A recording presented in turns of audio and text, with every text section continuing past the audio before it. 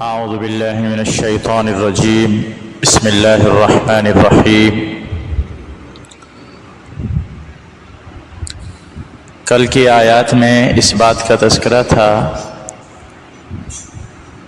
کہ آپ صلی اللہ علیہ وسلم پر جب یہ لوگ ایمان لائیں گے تو ان کے لیے کامیابی ہے۔ وہ پیغمبر صلی اللہ علیہ وسلم جس کو یہ لکھا ہوا پاتے ہیں اپنی کتابوں میں تورات اور انجیل میں، آپ صلی اللہ علیہ وسلم کی صفات تورات اور انجیل میں موجود تھیں، جن کو اہل کتاب یہود و نصارہ نے پڑھا ہوا تھا۔ چنانچہ حدیثوں میں آتا ہے، حضرت عطا بن یسار ایک تابعی ہیں، وہ فرماتے ہیں میں نے عبداللہ ابن عمرو ابن عاص رضی اللہ عنہ سے ملاقات کی۔ میں نے ان سے کہا تورات میں جو رسول اللہ صلی اللہ علیہ وسلم کی صفت بیان کی گئی ہے وہ مجھے بتائیے۔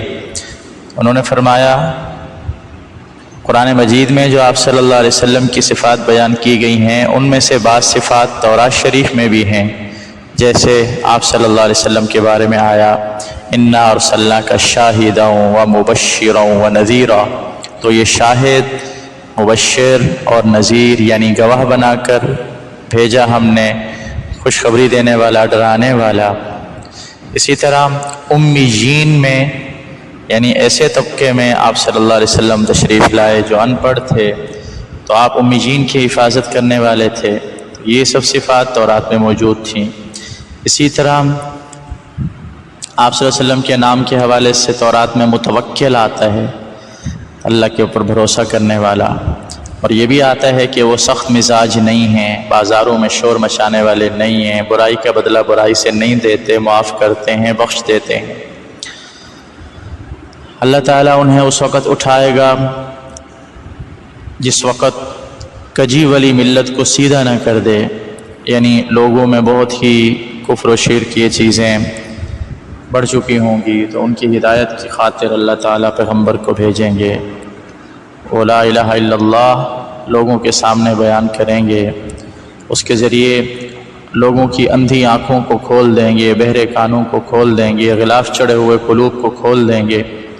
یہ صفات آپ صلی اللہ علیہ وسلم کی موجود تھیں تورات میں۔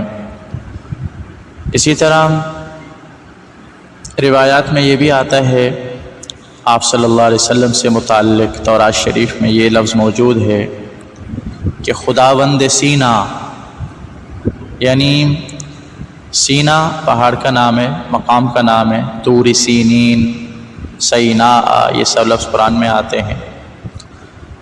اللہ تعالیٰ نے موسیٰ علیہ السلام کو تورات شریف عطا فرمائی، اور الفاظ آتے ہیں کوہ شعیر۔ عیسیٰ علیہ السلام کو انجیل عطا فرمائی۔ شعیر شام میں ایک پہاڑ کا نام ہے، حضرت عیسیٰ علیہ السلام یہاں عبادت کیا کرتے تھے۔ کوہ فاران سے جلوہ گر ہوں گے، جیسے روایتوں میں آتا ہے آپ صلی اللہ علیہ وسلم سے متعلق، کوہ فاران سے جلوہ گر ہوں گے۔ فاران مکہ میں ایک پہاڑ کا نام ہے۔ 10,000 کرسیوں کے ساتھ آئیں گے، داہنے ہاتھ پر وہ ان کے بیعت کریں گے۔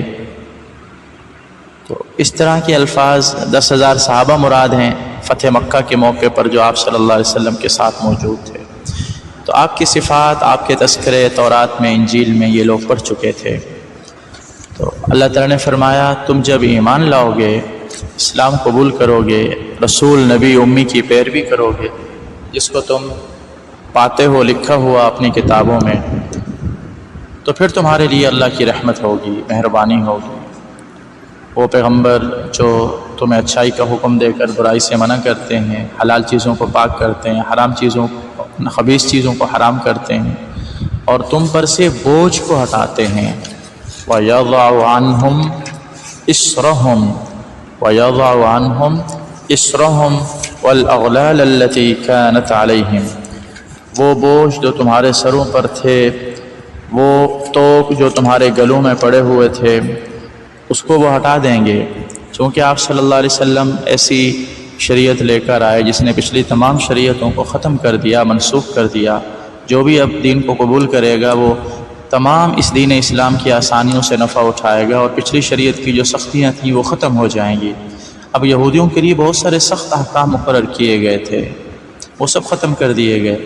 نصارہ نے اپنے لیے رہبانیت اختیار کر لی تھی، جنگلوں میں رہتے تھے، نفسوں کو تکلیف دیتے تھے، کھانا پینا چھوڑ دیتے تھے، اپنے آپ کو مشقت میں ڈالتے تھے۔ یہ تمام کی تمام چیزیں اس دین میں ہٹا دی گئی ہیں اور اس دین کے اندر سہولت پیدا کر دی گئی ہے، آسانیاں پیدا کر دی گئی ہیں۔